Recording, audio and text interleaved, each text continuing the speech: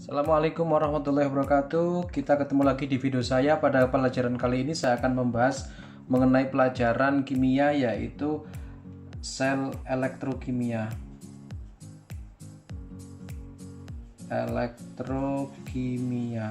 Nah, untuk sel elektrokimia nanti dibedakan menjadi dua. Yang pertama adalah sel volta atau disebut sebagai sel galvani. Terus yang kedua adalah sel elektrolisis. Oke. Nah, kita bahas dulu untuk sel volta. Nah, apa itu sel volta? Nah, untuk sel volta ini nanti terjadi perubahan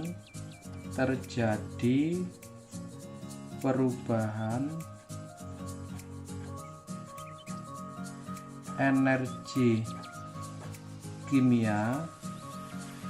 Nanti terjadi reaksi redoks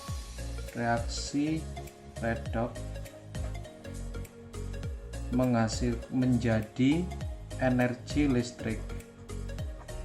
Nah, ini kalau pada sel volta ya. Kita bahas dulu untuk sel volta ya.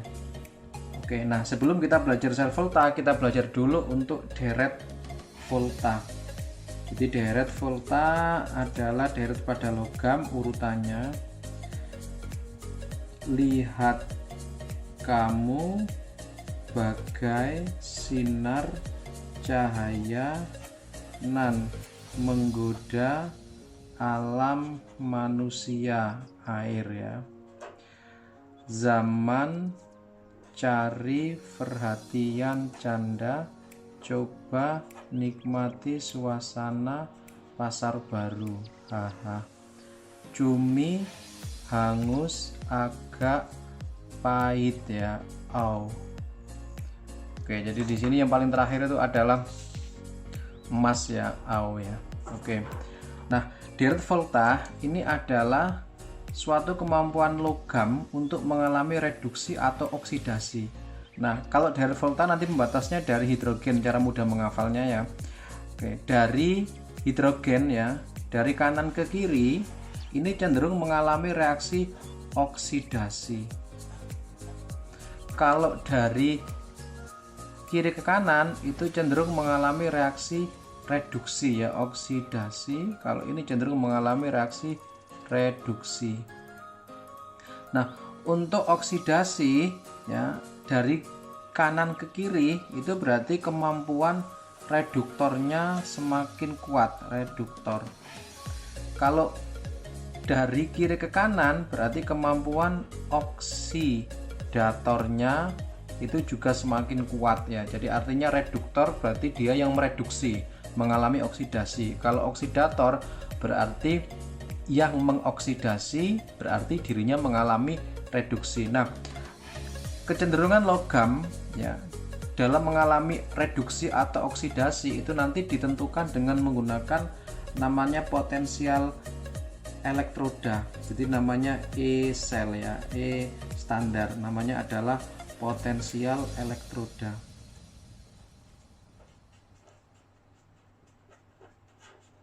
Oke. Nah, apa artinya potensial elektroda? Yaitu kecenderungan suatu logam dalam mengalami reaksi reduksi dibanding oksidasi. Semakin besar nilai E selnya, jadi E selnya itu semakin besar, nah berarti logam tersebut cenderung mengalami reduksi. Nah, berarti kalau dari kanan ke kiri batasnya nih HH itu namanya potensial elektroda standar. Jadi nilai H itu sama dengan 0, jadi sebagai standar. Nah, kalau dari kanan ke kiri, dari H ke kiri, ini nilai E selnya itu negatif, dia kurang dari 0 ya. Oke, misalkan di sini litium kalau dibanding dengan kalium ya itu nilainya lebih besar kalium dari litium ya. Oke. Kalau dari kiri ke kanan mulai H, ini potensial elektrodanya itu lebih dari 0 ya. Yang paling besar itu adalah emas AU ya, paling kanan ya. Oke, jadi Cu tembaga, raksa, Ag perak, platina, emas ya. Oke. Oke ya. Untuk persamaan sel volta, jadi nanti persamaan notasi selnya. Jadi persamaan notasi sel, persamaan notasi sel. Oke, itu adalah A menjadi AX plus, kemudian garis 2 namanya jembatan garam, B X plus dia menjadi B. Nah, ini adalah persamaan notasi sel ya. Jadi di sini logam solid, ini larutan aquos, ini aquos dalam bentuk ion larutan, di sini solid. Nah, kalau ini sampai sini itu berarti dia cenderung mengalami reaksi oksidasi. Oke, kalau di sini berarti cenderung mengalami reaksi apa? Reduksi ya. Jadi nanti logam yang paling besar nilai E-selnya dia pasti mengalami reduksi, kalau yang kecil nanti pasti mengalami reaksi oksidasi ya. Nah, kemudian untuk persamaan reaksinya, kalau ini notasi sel ya, jadi nanti A. Nah, kemudian ini nanti sebelah kiri kanan ya, cara mudahnya ini kiri, ini kanan. Kemudian ini kiri, ini kanan kalau dalam persamaan reaksi kimia. Jadi oke, ini di kiri ya, terus ini di kanan AX plus. Kemudian ini di kiri berarti ditambah BX plus. Terus ini di kanan menjadi B ya, ini solid, ini larutan aquos, larutan, semua ion larutan solid. Nah, ini juga bisa ya, dari A menjadi ion ya. X plus kan mengalami kenaikan Bilox, berarti dia namanya oksidasi. Terus kemudian dari B ya, Bx plus menjadi B menjadi logam, dari ion menjadi logamnya. Ini kan muatannya positif, Biloxnya lebih tinggi, dia Biloxnya 0. Jadi mengalami reaksi apa? Reduksi. Oke. Nah, untuk menghitung nilai potensial sel, rumusnya ya, untuk menghitung ini gampang ya, untuk menghitung nanti dirumuskan. Jadi nanti E selnya itu sama dengan E katoda dikurangi dengan E anoda, atau namanya E reduksi dikurangi dengan E selnya oksidasi ya. Nah, nanti cara mudah menghafal nanti dengan istilah kapan ya. Kapan. Jadi kapan itu maksudnya apa? Katoda positif, anoda negatif ya. Ini untuk cara mudah untuk menghafal kutubnya. Katoda nanti sebagai kutub positif, anoda sebagai negatif. Terus kemudian untuk di katoda mengalami apa? Reaksi oksidasi atau reduksi dengan istilah Crow ya. Crow. Jadi Crow ini nanti katoda. Jadi katoda mengalami reduksi ya, ini juga sama ya, katoda kan reduksi. Terus kemudian anoda mengalami reaksi oksidasi ya. Oke, jadi anoda oksidasi. Nah, ini adalah rumusnya untuk menghitung nilai potensial standar dalam sel ya.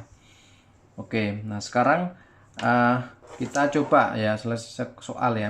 Misalkan ada Ni 2 plus ditambah 2 elektron ya, misalkan dia jadi Ni nilai dari E selnya min 0,25 volt ya misalkan.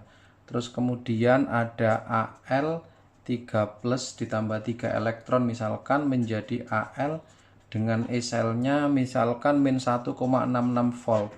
Pertanyaannya, tentukan katoda dan anoda ya. Misalkan katodanya apa? Oke. Nah, anodanya apa? Nah, untuk katoda tadi kan dia mengalami reaksi reduksi, anoda oksidasi. Nah, besar mana nilainya?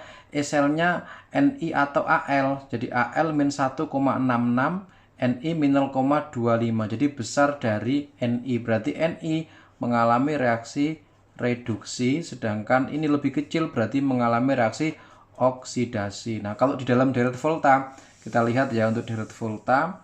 Nah, untuk deret volta, Ni ya itu sebelah kanan dari Al ya. Al sebelah kiri, dia oksidasi, ini lebih cenderung reduksi karena lebih besar. Oke, berarti nanti katodanya siapa? Katoda yang mengalami reduksi, katodanya adalah logam Ni, anodanya adalah logam Al. Oke.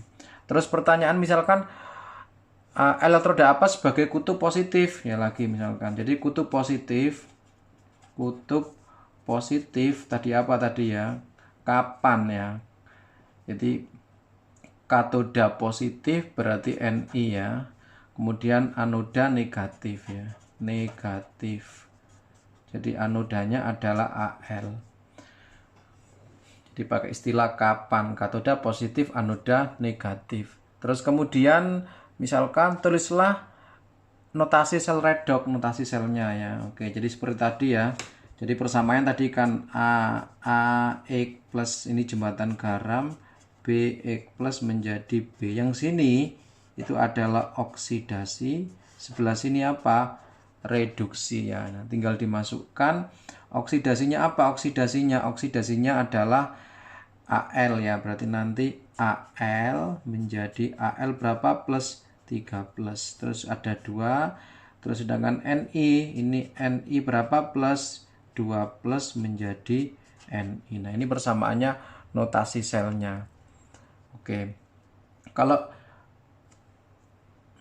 kita menghitung berapakah potensial elektrodanya, misalkan E-selnya. Jadi E-sel. Berarti E-sel rumusnya adalah E reduksi dikurangi E oksidasi ya. Reduksinya berapa? Reduksinya min 0,25 atau dengan catatan besar dikurangi kecil ya. Sehingga hasilnya positif min 1,66 ya. Oke, sehingga nanti min 0,25 ditambah 1,66. Jadi berapa jawabannya? 1,41 volt. Oke. Terus untuk berikutnya, jadi suatu logam itu bisa bereaksi ya dengan larutan atau ion. Nah, dengan syarat ya. Jadi ada catatan. Jadi logam bisa mendesak ya. Jadi mendesak itu artinya bisa mengendapkan, bisa mereduksi, bisa mengusir, bisa bereaksi. Harus di sebelah kiri dari larutan atau ion. Oke, contoh misalkan ya. Saya punya contoh misalkan Ca dengan H2SO4 ya. Oke, bisa nggak bereaksi? Nah, logam Ca ini harus sebelah kiri. Kita lihat ya, Ca sebelah kiri. H2SO4 itu kan ion H+, SO4 2- ya. Oke. Nah, di sini H+ sebelah kanan. Berarti nanti bisa bereaksi. Ya, bisa bereaksi. Kalau misalkan saya punya logam Fe ya, saya reaksikan dengan Al2SO4 ya, SO43. Bisa nggak bereaksi? Oke, jadi ini kan semua dalam bentuk larutan ini aqueous ya, karena nanti kalau dia terurai jadi kan Al3+, ini jadi ionnya. Nah, kita lihat Fe sebelah mana? Fe sebelah kanan, sedangkan Al sebelah kiri, berarti dia tidak bisa ya. Jadi tidak bisa bereaksi, tidak bisa mengendapkan logam Fe ini, tidak bisa mereduksi Al ini, logam Al. Oke. Jadi bukan berarti Fe sebelah kiri ya. Jadi misalkan aku punya Al2SO4 ya 3, Fe-nya ya sebelah sini ya sama saja. Ini maksudnya dia sebelah kiri di logam ini, bukan berarti ini kanan enggak. Maksudnya larutannya ini Al yang mengandung larutan ini harus sebelah mana? Sebelah kanan. Ya, ini tetap nggak bisa ya. Oke. Terus kemudian lagi ya, Cu ya, Cu dengan H2SO4. Oke, jadi H2SO4 kan larutan H+ ya. Oke, ada SO4 2-. Ini juga nggak bisa. Kenapa? Cu-nya sebelah kanan, harusnya sebelah kiri logamnya. Lagi Contoh lagi ya, misalkan Mn ya ditambah dengan CuSO4 ya. Oke, bisa nggak bereaksi? Oke, kita lihat Mn ya. Mn di mana Mn? Oke, jadi Mn di sebelah kiri, CuSO4, Cu sebelah kanan ya. Jadi nanti iya bisa bereaksi ya. Oke, jadi sangat gampang sekali. Intinya logam itu bisa mendesak, artinya bisa mengendapkan, bisa bereaksi, bisa mengusir ion ini harus di sebelah kiri dari larutannya. Oke. Kita sampai di sini. Jangan lupa klik tombol subscribe dan like. Sampai ketemu di video saya berikutnya. Saya akhiri. Assalamualaikum warahmatullahi wabarakatuh.